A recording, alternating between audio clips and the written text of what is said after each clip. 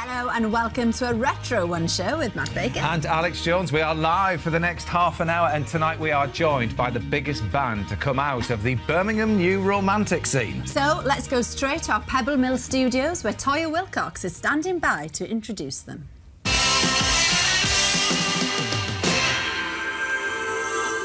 Yes, it's time to turn off your tellies and strangle your cats. It's us again with another fun-filled 30 minutes. Enough said. There'll be more details of our fashion competition, reggae from Eclipse, and we continue our search for the Space Invader champion. But first, here on planet Earth, it's Duran Duran. And we are here in Simon Le Bon and John Taylor. Welcome to the One Show. Nice little introduction for you. Yeah, you had quite a shock there. I mean, that was Look Here, a programme that was done back in the 80s. No, was it? It was. It's much more recent than that. Do you actually remember it, or what do you remember of it? I don't remember anything. I was going to say. See, a rock band. I mean, I know we were there. Yeah. We just saw it. Yeah. Evidence. Yeah. To prove that you were there. Yeah. OK, well, let's hope you remember this, because we've had big Bond music news today, haven't we? We've heard about, obviously, Sam Smith saying that he's going to be doing the new Bond track for Spectre. Shrouded in mystery, hasn't been able to say anything since January. So was there kind of similar secrecy around this track when, you know, when you heard you were going to be doing it? You know, I don't think that the announcement of the artist who was doing the theme tune for the Bond film was such a big deal then. Right. What was a big deal was when we put the record out and it was the hit that it was. Was it a big deal for you when you heard you were going to be doing Massive. it? It was it? Yeah, I mean, it was great. We were working with John Barry, you know, who sort of, like, invented the whole Bond sound of the music. Yeah, and it was just... It's an event song. I mean, when you get to do that, I mean, that's why, you know, it's great. Yeah. It's just a great thing to do, and it's British, you know, it's a great British brand. Get to hang out with those leading ladies. If you like me. It's all about the leading ladies. Yeah. Well, Simon, before long, they would be looking not only just for a new song, but also for a new Bond. Do you remember this? Excuse me, aren't you? Bond, Simon Le Bon. Still got it. Yeah. Definitely.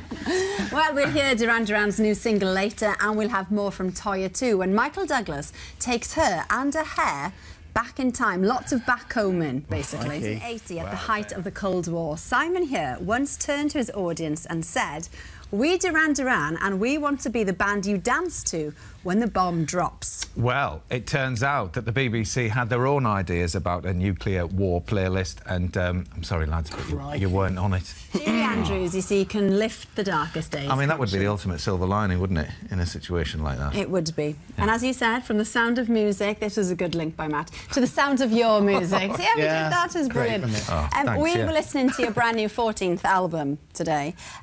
How would you describe your new sound? Oh, it's our least favourite question. Please describe your music. Play the game, I mean, you know, you spend 2 years making a record and somebody asks you to describe it. Well, it's quite dark, isn't it? It's well, darker. actually, I mean, you've always had elements of darkness. Can I just say, I read something a couple of weeks ago in the Sunday Times Culture, and it was described thus: ruthlessly catchy melodies, sinuous harmonies, pop-bright melodies edged with darkness. There you go. Wow. Oh, you see.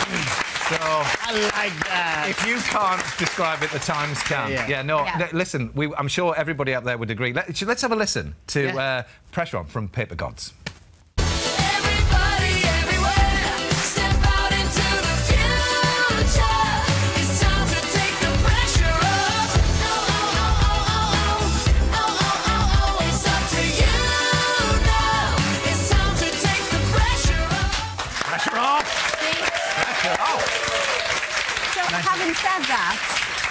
Having said that, it's quite that one is quite kind of.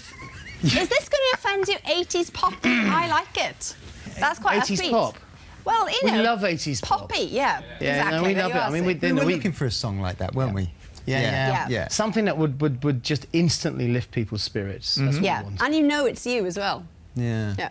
And this is the interesting thing, because really, you've never stopped writing, have you? You never seem sort of settled with, oh yeah, there's the greatest hits, we're just going to leave it at that. It just continually seems to progress for you guys. Yeah, I think over the years people have realised, or our fans have realised, that that they're going to get a different record when you get a new Duran Duran album, and that's become really a big thing for us. You know, we grew up listening to artists like David Bowie, who never made the same album twice, and that was our template really, and the joy that you get when you go on the road and you stand on stage and you're playing something that's new, that gives you currency, which means you're not a greatest hits band and you're not a nostalgia act. It's priceless. And a lot of these songs are kind of developing from new experiences. We were just having a chat earlier on about your kind of new experience with going on tour and festivals. Yeah. Right. Well, yes, the 80s was not a festival era at all, you know, and we had a lot of good times in places like Wembley Arena. And, I mean, I left the band for a few years. When I came back, we did a reunion of the original band members. This is about 10 years ago. And everything had changed, and it was all about festivals. Suddenly, it seemed like... so we've kind of had to get into that game and sort of learn how to... Because it's a very different approach. It's like when you play a theatre or an arena, you own the room. Right. You know, everybody's going there to see you. But, you know, festivals are much more... It's like a buffet, you know, and it's... as opposed to like a candlelit dinner for two, which is what an arena is like when you're just going to see one artist. Yeah. You know? And you've got to share this stage and this day with all these other musicians, and you just have to give it a different kind of kind of presentation. And John Taylor, you are the prawn cocktail. Thank you. Thank you. Yes. Very good. Well, your buffet this weekend is the Bestival Festival. Yeah. You are doing some of your older stuff, and we're going to do a bit of a one-show jukebox. We've got lots of fans of yours in the audience tonight, and you can get to choose which one you'd like to hear, which track. We've got Wild Boys, we've got Rio, A View to a Kill, and then we've got The Reflex. So, which one do you reckon, boys? Which one do you want for your fans? Or should we let them choose? Wild Boys. They chose. Wild Boys. What, Wild Boys? Where's Joanne? We've got Joanne in the audience. Hello. What do you want? Finally. Wild Boys as well? What do you think? The Reflex. The Reflex. The Reflex is the only one that we do. Oh, I think we should go with Joanne. Let's go with Reflex. What we're going to put on Reflex. We're going to go for the Reflex. You're watching that very intensely. It's a good dance, that, isn't it? You like that? No, we were talking the other day, actually, in the Japanese album, the first edition of the Japanese album, the dance steps were in there, were reprinted, how to do the new romantic dance, you know, because it had that kind of... The two-step, the 80s two-step. Yeah. Well, listen, Paper Gods is out on Friday. That's the new album. And the arena tour starts in Manchester in November before heading off all around the UK, so everybody can be doing that. The two-step, 80s two-step. There you are. You'll be doing that on the way back in the car. Without any doubt. I'll do it every day. Now, earlier we saw Toyah Willcox introduce the boys on stage back in 1980. And I have to say, for Toyah, she looked quite demure there, didn't she? Now, you may remember her wearing a bit more makeup than that. Oh, there we are, yes. That's more like it. But with 35 years of hindsight, surely she wouldn't dream of dressing up like that again. Don't you? Would she? For a trip down memory lane. You two were glued to that. You literally watched it all like this, and it's a shame. Bjork, actually, Well, this is it, because Toyah was too busy to join us tonight, unfortunately. But when we told her that you two were on, well, she changed her plans. So here she is. Please welcome Toyah Willcox.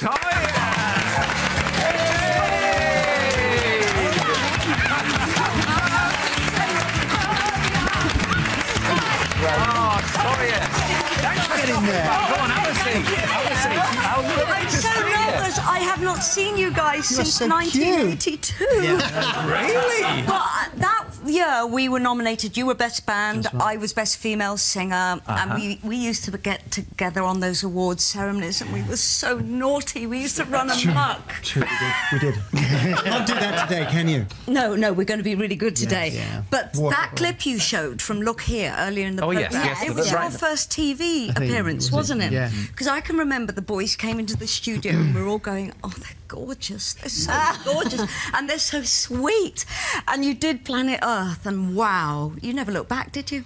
No. And were you impressed back then, or did you think, oh, here's another band, have another go? Oh, no, we could just tell. But what we didn't realise was you were going to change the face of music and the face of live music, which you did, because you created the arena show. Right.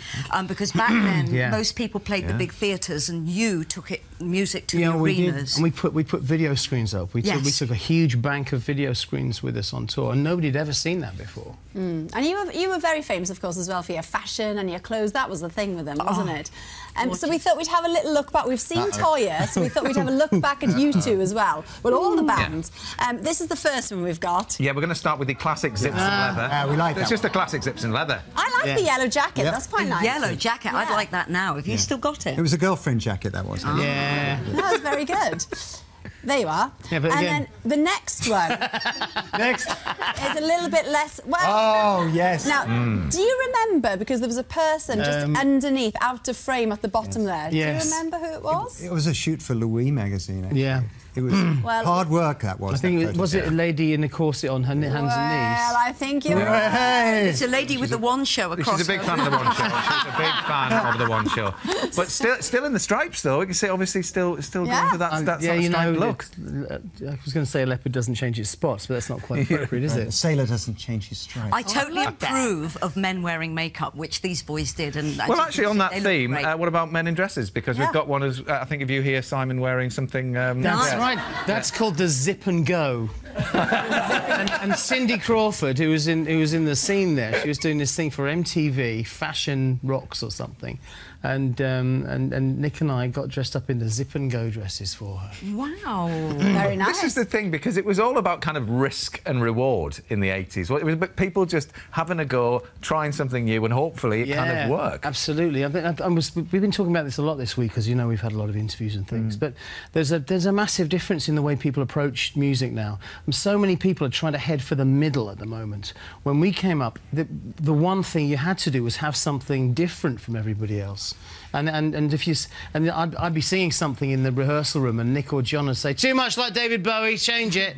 You know, really? and I'd have to change because you know, to find that thing that was. But these guys are the best songwriters around, and you've been so good at that. Your songwriting has always excelled everyone else. And do you know what? We've run out of time, so we have to say thank you to John, to Simon, and to Toyah. The album, Tape and God, it's out now. Yes, and tomorrow we'll be back here with Michael Palin. Have a great evening. Bye. Thank you so much indeed. Bye.